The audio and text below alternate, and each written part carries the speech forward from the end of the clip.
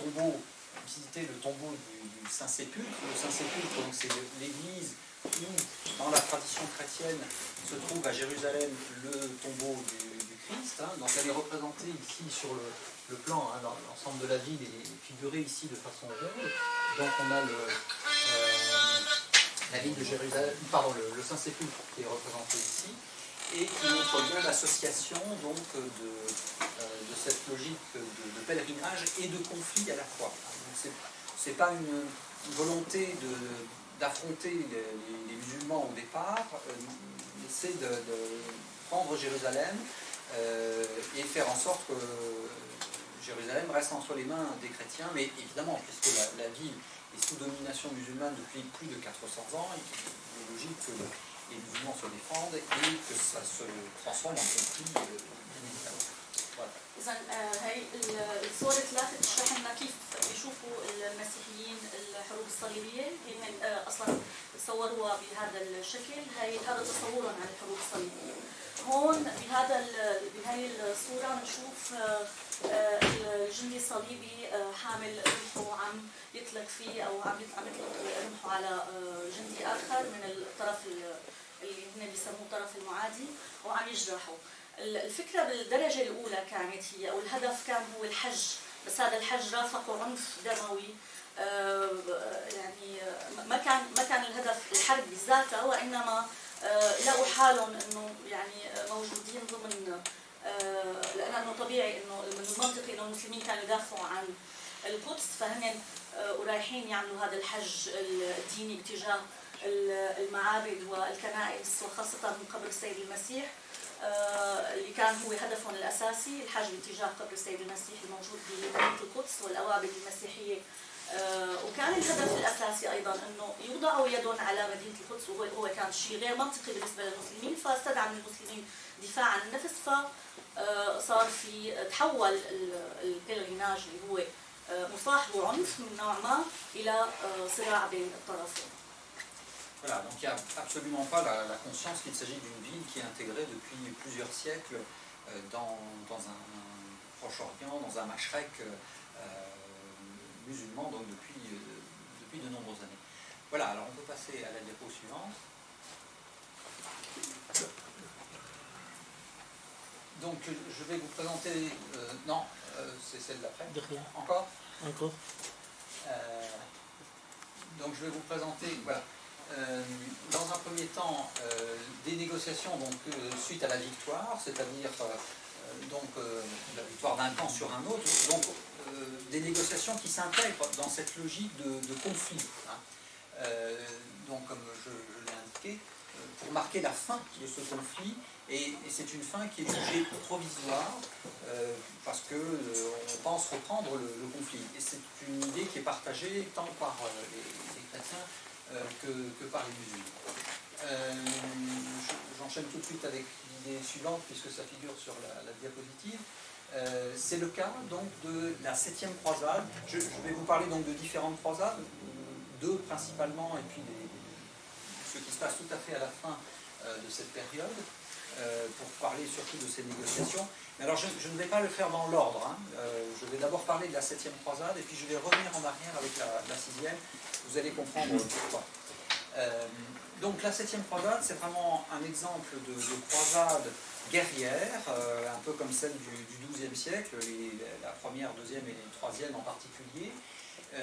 Croisade, je ne vais pas la raconter, qui est menée par le roi de France Louis IX, qu'on voit représenter ici sur cette image médiévale. Donc il franchit la mer sur son navire avec ses hommes. C'est le roi qui est aussi appelé Saint-Louis en France, parce qu'il a été considéré comme saint, mais après sa mort. Alors, en tant qu'historien, on préfère l'appeler Louis IX, parce qu'au moment où il vivait, il n'était pas encore reconnu comme saint. Bon, donc on l'identifie bien à sa couronne, qui montre que c'est le roi. Il est persuadé donc qu'il va pouvoir mener une croisade guerrière, qu'il va l'emporter. Il part avec des troupes nombreuses, c'est une croisade bien organisée, mais ça se passe complètement différemment. Il est vaincu, prisonnier, ce qui n'est jamais arrivé pour aucun autre roi ou grand prince qui a participé à une croisade. Donc prisonnier des Mamelouks qui prennent le pouvoir pendant la 7e croisade, j'aurai l'occasion d'y revenir, ils renversent les Ayyoubides, et donc Louis IX est obligé de négocier la paix avec les Mamelouks dans ces circonstances. Alors, oui. En Égypte. En Égypte, oui, En Égypte. elle a lieu en Égypte, effectivement. Elle n'a pas lieu en Palestine.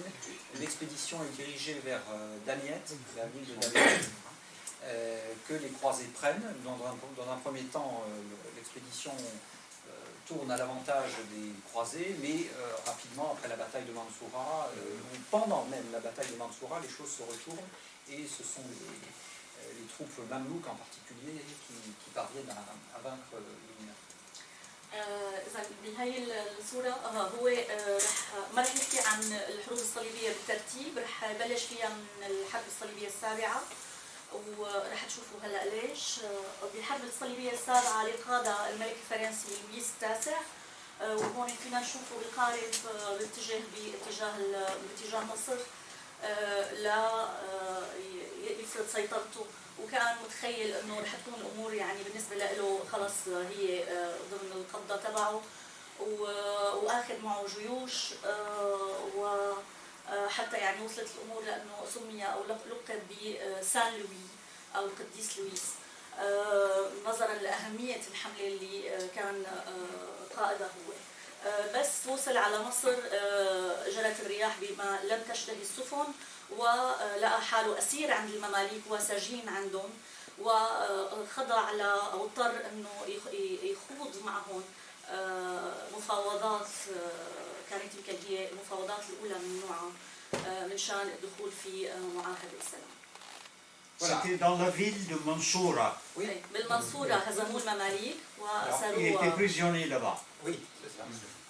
Alors, mais je vais me centrer non pas sur les événements guerriers, mais donc sur les négociations qui ont lieu juste après. Nous allons suivre un guide pour ces négociations. Ce guide, c'est Ibn Wassil.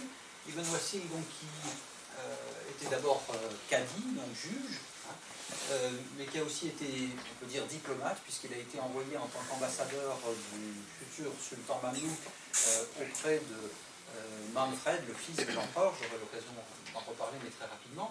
Et donc il a vécu assez vieux, pendant plus de 90 ans, et du coup, dans les dernières années de sa vie, il a raconté les événements auxquels il avait été lui-même directement associé. Donc on peut le présenter aussi comme un chroniqueur, quelqu'un qui écrit des chroniques et qui explique un petit peu le déroulé des événements. Voilà. Dans une chronique qui s'appelle donc Mufarrij al-Qulub fi Akhbar Bani Ayyub, donc le dissipateur des incertitudes autour de l'histoire des Ayyoubides. J'en profite pour souligner auprès du public français que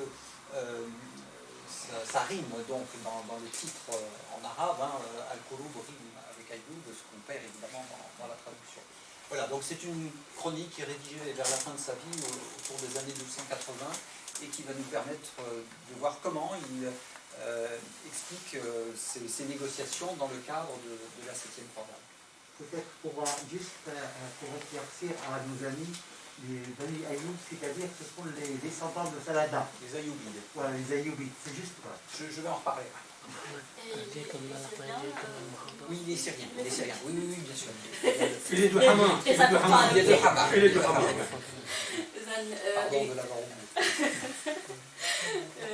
إذا بهي الفترة اللي هي فترة الحروب الصليبية السابعة أو الحملة السابعة، ابن واصل اللي هو أصله سوري من مدينة حماة، مؤرخ من أهم مؤرخي عصره طبعا، أصدر كتاب مفرج القلوب اللي هو بيحكي عن الفترة هي، بيأرخها بتفاصيل مهمة كثير طبعا.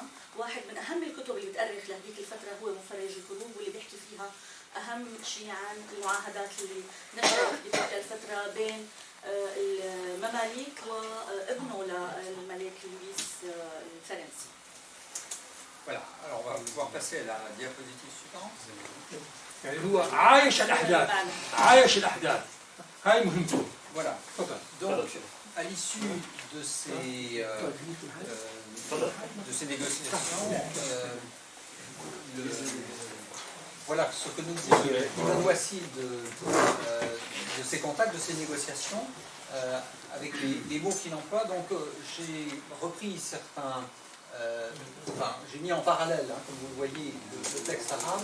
Et donc on dispose d'une traduction qui a été faite il y a déjà pas mal d'années par un Italien qui pose quelques petits problèmes parce que ça a d'abord été traduit, c'était un bon arabisant, mais ça a été traduit de l'arabe en italien par lui-même, et ensuite ça a été traduit de l'italien en français, donc c'est dommage de ne pas avoir la traduction directe. Donc on est en train de vérifier que ça correspond bien d'autre part aussi, c'est l'exercice qui était en même temps visé. Donc voilà, il est question de prêter serment, hein, vous voyez quand les émirs et l'armure prêtaient serment, ce terme du serment, donc en arabe halafa, implique évidemment de s'engager solennellement devant Dieu, hein.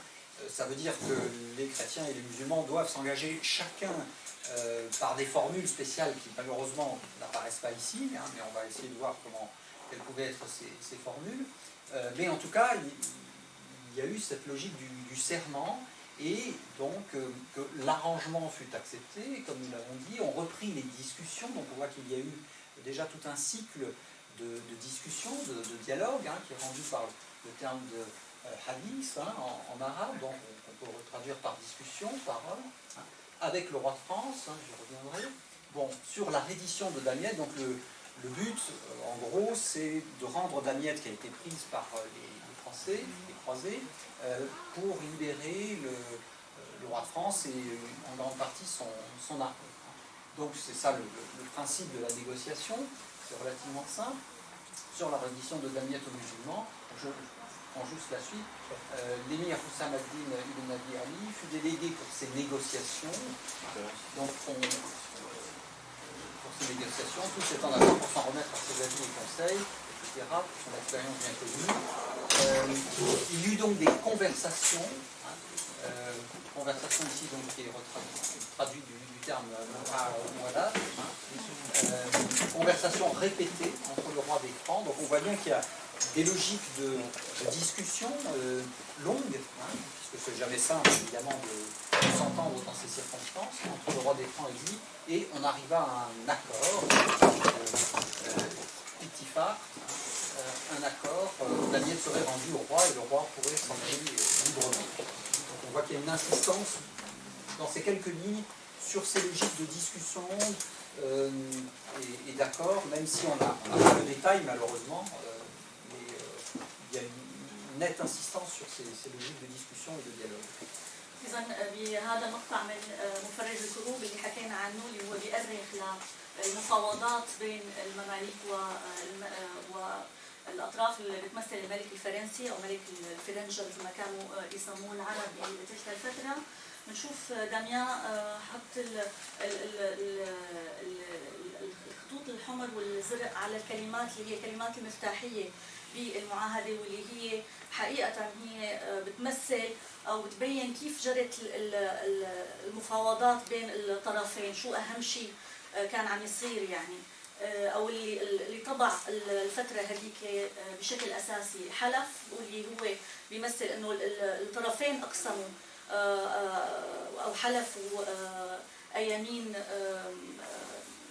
مقدسة طبعا أمام الرب وأمام الله.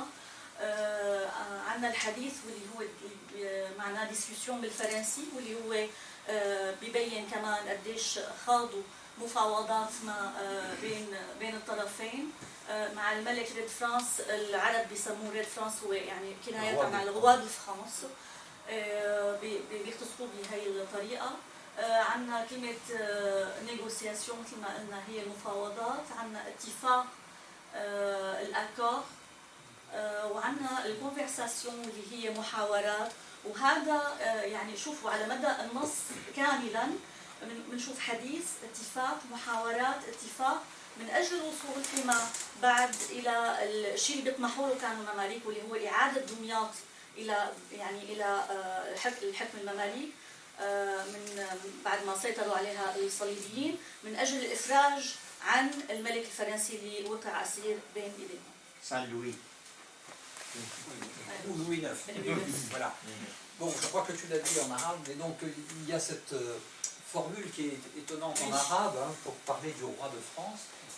Il y a 2 fois le mot roi, hein, donc il est appelé Malik, hein, donc, Malik ici, et puis donc Rai da França, donc on répète, mais c'est phonétiquement Rai, roi de France. Hein. Donc ça montre bien là aussi une forme de perception particulière, hein, et d'effort d'utiliser le titre dans la langue de l'autre. Mais le rail, ce n'est pas roi aussi en espagnol ou bien en anglais, c'était rail. C'est pour ça qu'on a le rail d'Alagoun, il y avait la même formule. C'est repris, c'est pas uniquement dans ce texte. Oui, c'est ça. Voilà. Alors, il y a un élément qui manque dans l'explication d'Ibn Wassim. Ça aurait été un peu simple, hein, de délivrer le roi et toute son armée alors qu'il a été vaincu et donc il était en position d'infériorité évidente, donc il devait rendre Damiette, c'était évident. Mais bien sûr, quand on capture un roi, quel que soit le contexte, c'est pareil en Occident, on le soumet à une rançon, on exige de payer, que son peuple paye une rançon pour pouvoir le libérer. Bien sûr, une rançon a été prévue, mais Ibn Wassim n'en parle pas. اذا الهدف الاساسي مثل ما قلنا كان هو تحرير او اطلاق الملك، واللي هو ما كان شيء صعب كثير بالنسبه للمسلمين على اعتبار هن كانوا المنتصرين، وكان رح يطلع يعني رح يطلع طلعه المهزومين. الملك بالمحصله هو شخص مهزوم هو وجيشه اللي معه واللي تم اسرهم كمان معه بتلك الفتره. ولكن مثل ما كان عم يصير بالغرب صار عند المسلمين انه هن كانوا عم ينتظروا فديه مقابل الملك، عم ينتظروا فديه من الصليبيين طبعا، واللي ما تم الاشاره لها ضمن مفرج الكروب ابن واصل ما اشار الى هذا الموضوع، ولكن كانوا بانتظار فديه، يعني كانوا عم يفاوضوا كمان على فديه. الملفات السليمه. اي تمام. Voilà, on peut passer à la diapositive suivante, s'il vous plaît. Quand la rançon il est cité dans le livre